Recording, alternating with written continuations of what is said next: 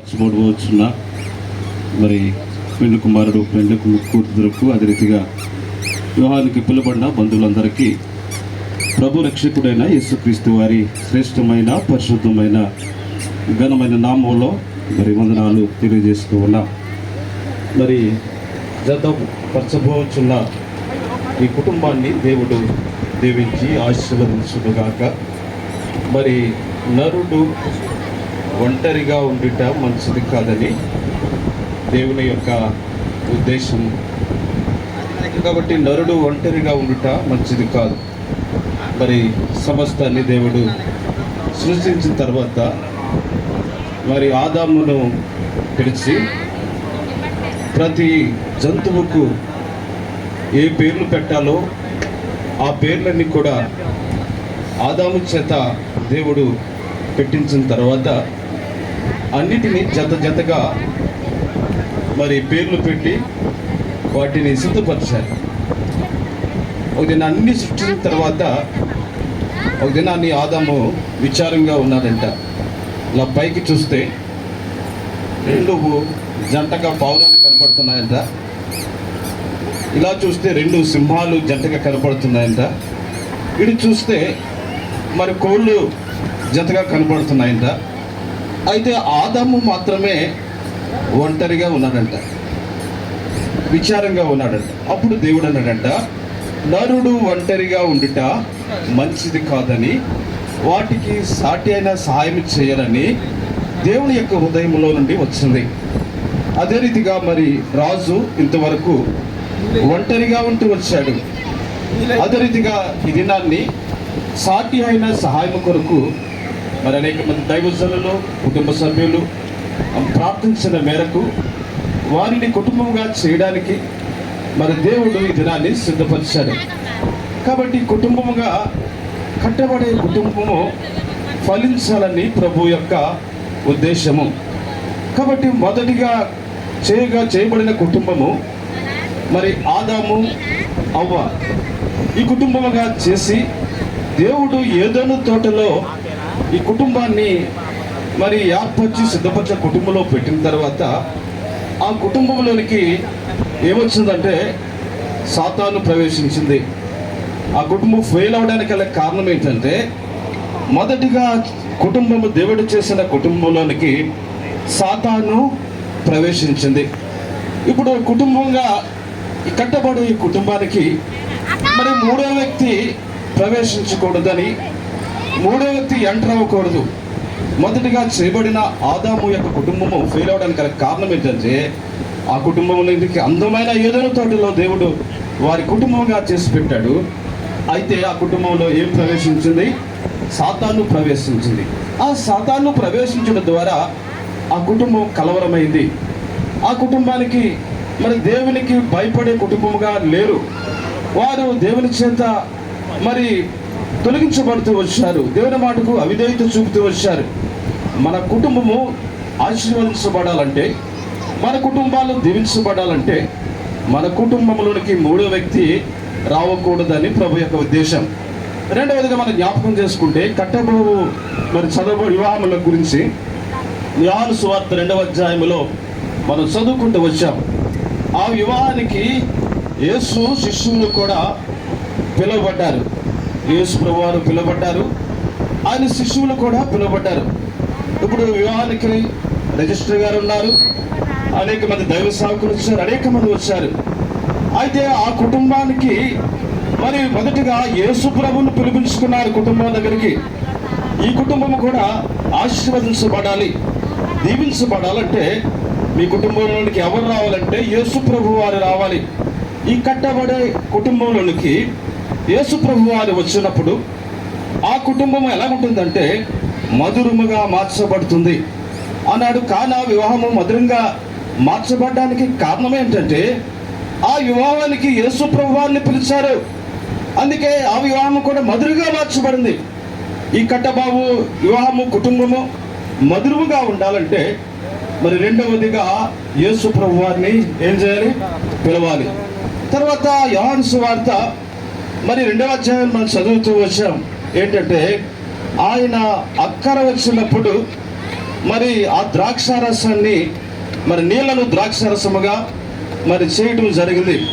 కాబట్టి వివాహం విషయాల్లో మరి దేనికి బాగా జరిగింది అంటారంటే, భోజనాల విషయంలో భోజనాలు బాగా పెడితే ఏమంటారు, చాలా బాగా చేశారంటే అంటారు. విందు బాగా చేస్తే చాలా బాగా చేశారంటారు. అదే రీతిగా కానాలో కూడా ఏమైందంటే ద్రాక్షారసం అయిపోయింది. ద్రాక్షారసాన్ని అయిపోయిన తర్వాత కలవరం మొదలైంది. కాబట్టి అప్పుడు యేసు ప్రభు వారు మరి అక్కర కొలిది ఆ అవసరత తీర్చగలిగినాడు. మీకు కట్టబడే కుటుంబంలో మీకు రానున్న దినాల్లో ఏదన్నా అవసరత అక్కర ఉన్నప్పుడు దేవుడు మీ అక్కరలన్నీ కూడా మరి తీర్చగలిగే దేవుడిగా ఉన్నాడు. అవసరమైనప్పుడు మరి ఆ ద్రాక్షారసం అయిపోయినప్పుడు ఆ ద్రాక్షారసాన్ని సిద్ధపరచడానికి యేసు ప్రభు వారు రెడీగా ఉన్నారు. కాబట్టి మీ కుటుంబ జీవిత యాత్రలో మరి కట్టబోతున్న కుటుంబం మధురంగా మార్చబడాలంటే, ఆయన మీ ప్రతి అవసరత అక్కర తీర్చబడాలంటే యేసు ప్రభువాన్ని మీ కుటుంబంలోనికి ఏం చేయాలి, పిలవాలి. మూడవదిగా మీ కుటుంబము ఆశీర్వదించబడాలంటే మొదటి దినవృత్తాంతాల గ్రంథము 13వ అధ్యాయము ఆఖరి వచనములో ఉంది, ఉభయదేవము ఇంటిలో దేవుని యొక్క మందసం ఉంది. ఏముంది? దేవుడి యొక్క మందసం. మీరు మరి కట్టబోవు కుటుంబంలో కూడా దేవుని మందసాన్ని పెట్టుకోవాలి. అంటే మీ కుటుంబంలో ప్రార్థన ఉండాలి. మీ కుటుంబంలో మరి ప్రార్థన ఉన్నప్పుడు ఉభయదేవి యొక్క కుటుంబము 3 నెలల్లో ఆశీర్వదించబడింది.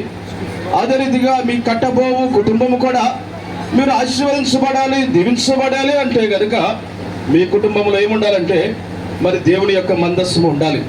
దావీదు ఒక మాట అంటాడు, నీ దాసుడైన నా కుటుంబము నిత్యము నీ సన్నిధిలో ఉండినట్లు నన్ను ఆశీర్వాదించు అంటాడు.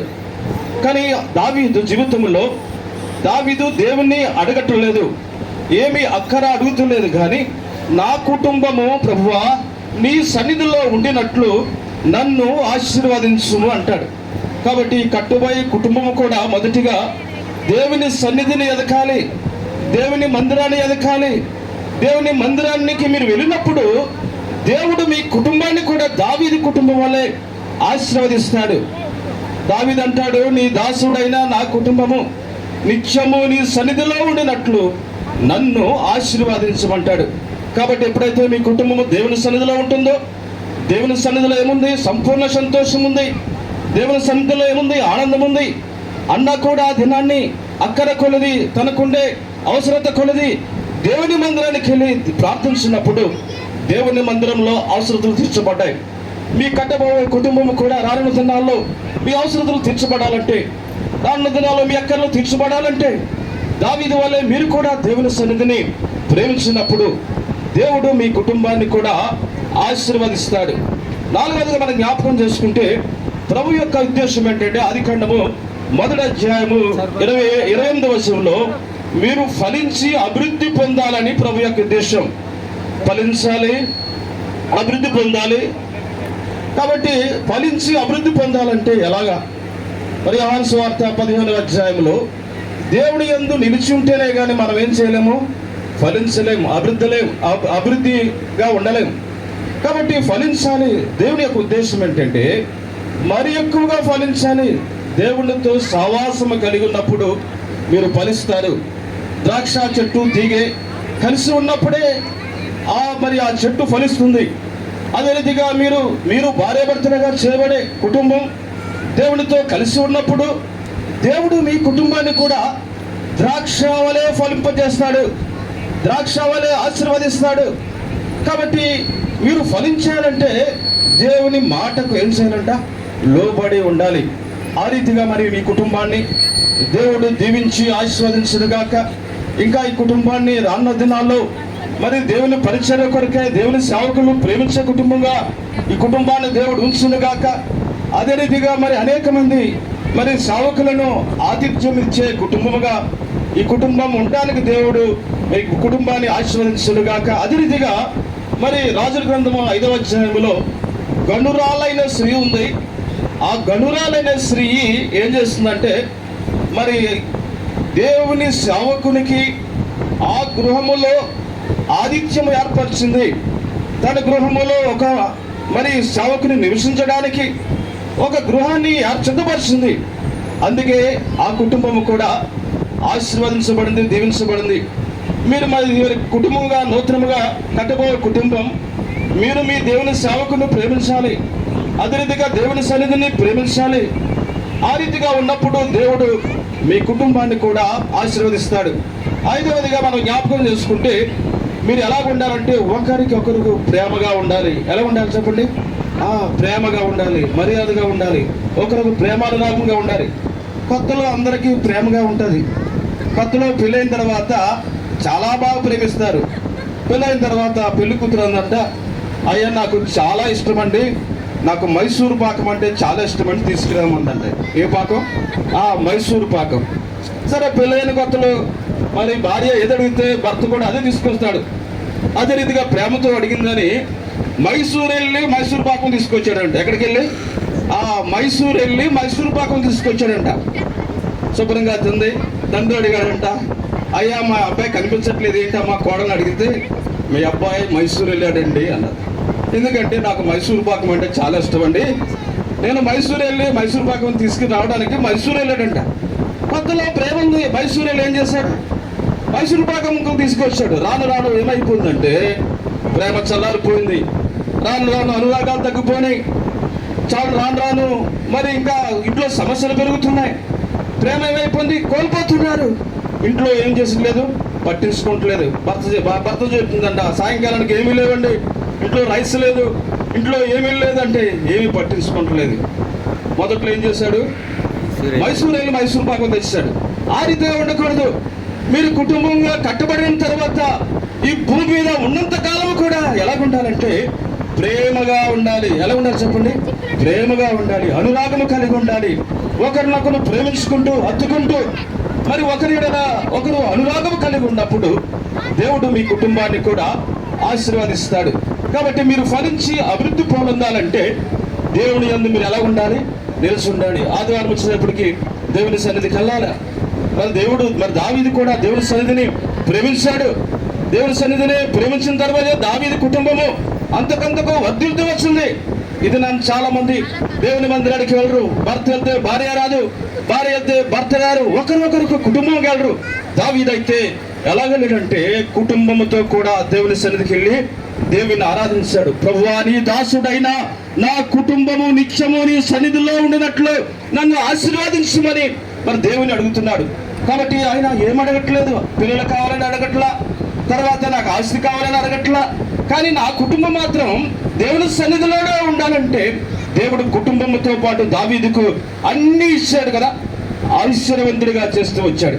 కాబట్టి కట్టబోయే కుటుంబం కూడా మీరు కూడా దేవుని సన్నిధిలో ఉండండి, దేవుని సన్నిధిని ప్రేమించండి, దేవుని సేవకులను ప్రేమించండి, మరి దేవుని సన్నిధిని గౌరవించండి.